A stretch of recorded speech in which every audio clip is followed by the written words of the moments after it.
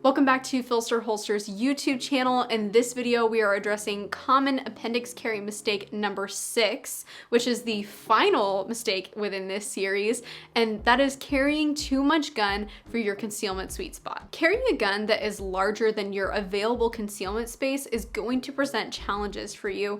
Things like the grip actually running off of your body because it's exceeding that space, as well as rear sight printing, optic printing, and grip printing.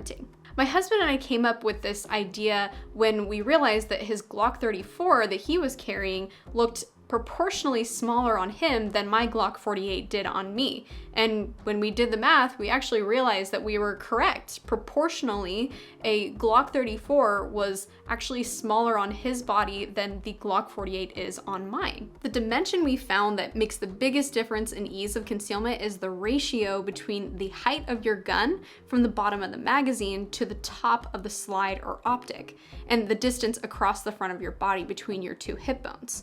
If your gun takes up too much space, it will start to run off your body and require very aggressive concealment mechanics and clothing choices to conceal it well. You can actually make this calculation for yourself by measuring the height of your gun as well as your hip-to-hip distance and dividing your hip-to-hip measurement into your gun height measurement.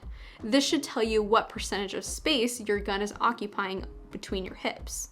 Based off of this information and early informational polling in the PHLster Concealment Workshop on Facebook, PHLster recommends that you select a gun between 30 to 40% of your hip-to-hip distance to ensure that your gun will fit within your concealment sweet spot. So say you've chosen a gun that exceeds your concealment sweet spot, it's greater than 40% of your hip-to-hip distance.